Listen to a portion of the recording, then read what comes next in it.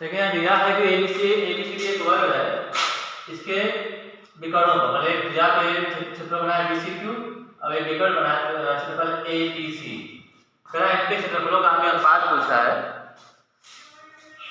चूंकि देखिए 8वां का है 7वां, चूंकि वर्ग एबीसीडी के विकर्ण पर बने समबाहु त्रिभुज एपीक्यू तथा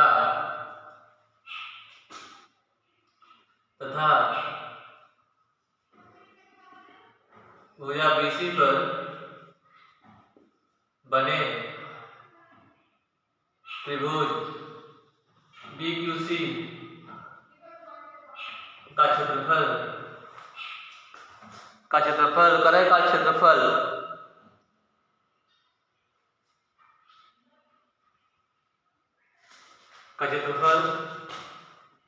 क्योंकि अभिष्टि पर बने समाज में देता है का क्षेत्रफल त्रिभुज के क्षेत्रफल दोनों समरूप होंगे क्योंकि समबाहु त्रिभुज है तो भुजाएं समान होंगी। चित्र में ऐसा बना है, लेकिन समबाहु दोनों त्रिभुज समबाहु है इसलिए समान होगा। तो यानी एरिया जो ट्रायंगल होगा एरिया एपीक्यू यानी एपीक्यू या एपीसी तथा बीक्यूसी, यानी इसलिए यहां आपको मिल गया कि त्रिभुज एपीसी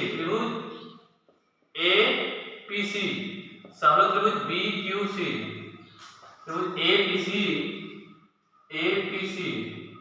देखो एपीसी समरूप होगा क्योंकि समबाहु त्रिभुज एबीसीडी के विकर्ण बने समबाहु त्रिभुज एपीसी तथा भुजा बीसी पर बने त्रिभुज बीक्यूसी के क्षेत्रफल दोनों समरूप होंगे। इसलिए समरूप हो गया। जब ये समरूप हो गया तो यहाँ लिखेंगे समरूप त्रिभुज के भुजाएं संकर भुजाएं क्या होती है समान समरूप होते हैं। इसके क्षेत्रफल का अनुपात भुजाओं के वर्गों के समान होता है, क्योंकि हम जानते हैं, हम पीछे पढ़ चुके हैं कि समरूप त्रिभुजों के क्षेत्रफलों का अनुपात भुजाओं के वर्गों के अनुपात के समान होता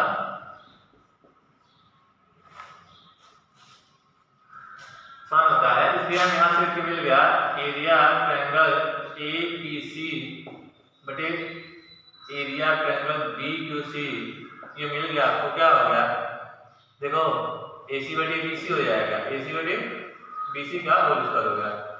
अब हम जानते हैं, यहाँ लिख सकते हैं, हम जानते हैं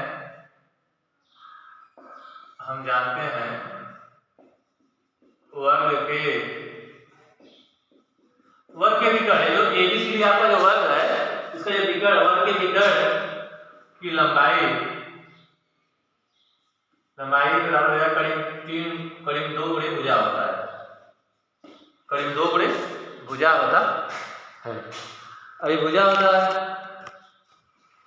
यानी समीकरण 1-2 से मिल गया हमें क्या मिल गया क्योंकि समबाहु त्रिभुज दोनों भुजाएं समान होंगी तो AC बराबर क्या होगा, यहाँ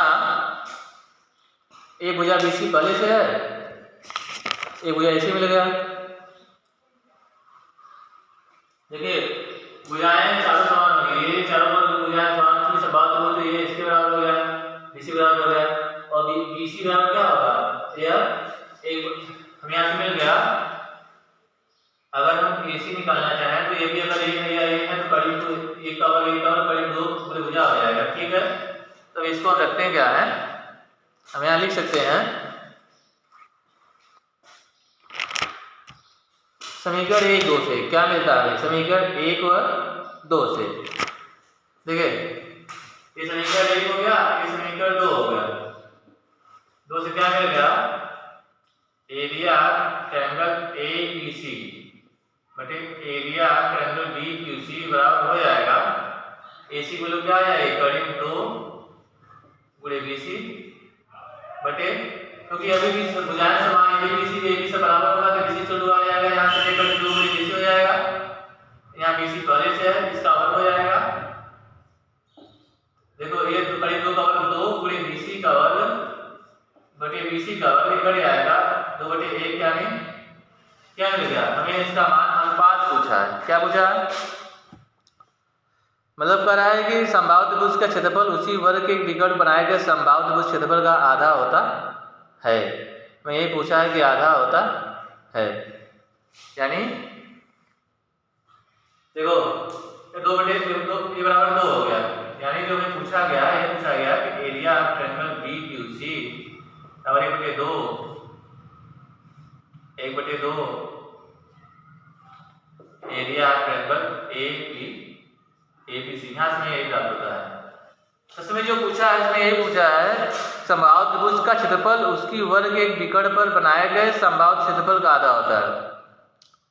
किसी एक वर्ग की किसी भुजा पर, मतलब भुजा यानी BC पर जो त्रिभुज बना है वह AC विकर्ण पर क्षेत्रफल का क्या होगा? आधा होगा, यानी यह इसका आधा होता है। यही हमें प्रूव करना इसमें है। ये 7वां सवाल था आपका।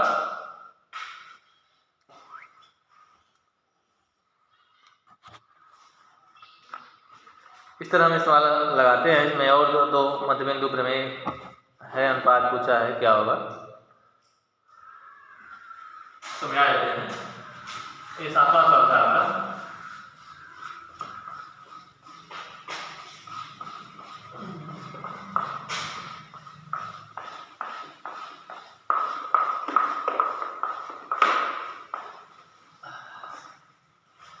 अब हम 8वां सवाल आने जा रहे हैं।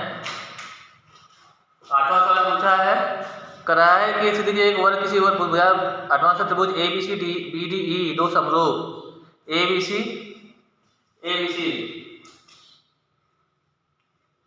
देखो ऐसे है, त्रिभुज है, ऐसे बनाया गया है। मान लिया ABC हो गया, ये BDE हो गया, ABDE हो गया, एक त्रिभुज दिया गया है। करा सभी इसमें करा है कि ABC और इसमें दिया है ये 8वां सवाल है। देखो त्रिभुज ABC तथा त्रिभुज DEF, ABC था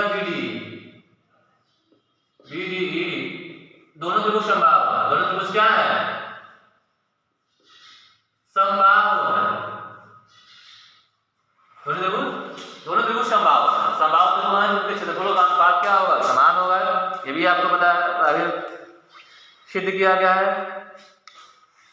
इसलिए यहां से मिल गया, इसलिए त्रिभुज ABC समरूप त्रिभुज DEF, त्रिभुज ABC समरूप त्रिभुज DEF, क्योंकि भुजाएं बराबर है, इसके बराबर तो ऐसे हम सिद्ध कर सकते हैं। त्रिभुज समबाहु इसके एंगल भी बराबर होते हैं आपस में, ठीक। उसके बाद हम यहाँ देखते हैं इनके क्षेत्रफलों का अनुपात इनकी संगत भुजाओं के वर्गों के अनुपात के समान होता है। तो यहाँ ये देंगे, क्योंकि इसलिए समरूप त्रिभुज के क्षेत्रफलों का अनुपात इनकी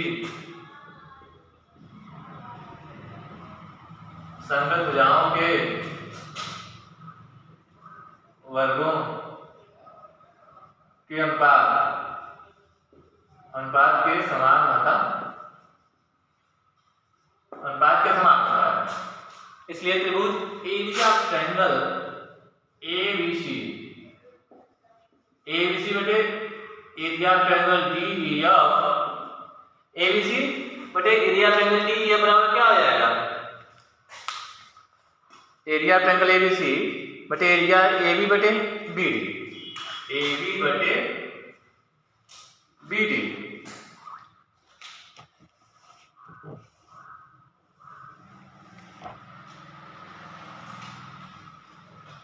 ए बी बटे बी डी कर रहा है, ए बी बटे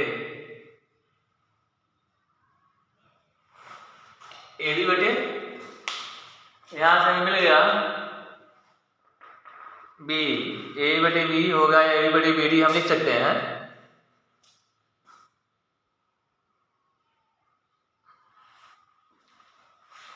बी डी सॉरी यहाँ लिखा है B D E, B D E, इसलिए ए बी बटे बी डी का स्क्वायर आ गया। हम कौन सा बोले हैं, A B C B D, इसलिए ए बटे ए बी सी बटे यहाँ भी गलत दिया हमें बी डी एफ से, यह ए बी बटे बी डी का होल स्क्वायर है। ठीक, अब देखो क्या मिलेगा, क्योंकि ए बी बराबर बी सी बराबर सी है, संभावित त्रिभुज भुजाएं हैं, संभावित त्रिभुज ए बी सी है, इसके तीनों बराबर है। अब हम यहाँ लिख सकते हैं, क्या लिख सकते हैं, अतः या बी डी बराबर half B C, B D बराबर क्या हो जाएगा, हाफ बी सी हो गया, बी डी बराबर हाफ बी सी, क्योंकि क्या, क्योंकि डी बी सी का मध्य बिंदु है, बी डी बराबर हाफ बी सी, तो यहाँ से बी सी बराबर क्या निकल जाएगा, बी सी बराबर निकल जाएगा 2 बी डी, बी सी बराबर क्या निकल गया 2 बी डी, बी सी बराबर निकल 2 बी डी, ये बराबर किसके है, ए बी के बराबर है, यहाँ से ए बी बराबर है, तो यह ए बी के बराबर है, हमारे समीकरण ए से समीकरण ए से लिख देते हैं, समीकरण ए से ए बी बराबर हो गया। अब क्यों हमें मान रखना है, इसलिए area triangle A B C बटे area triangle B D E, B D E बराबर क्या हो जाएगा, बी सी बराबर ए बी है और 2 बी डी बराबर ए बी हो गया।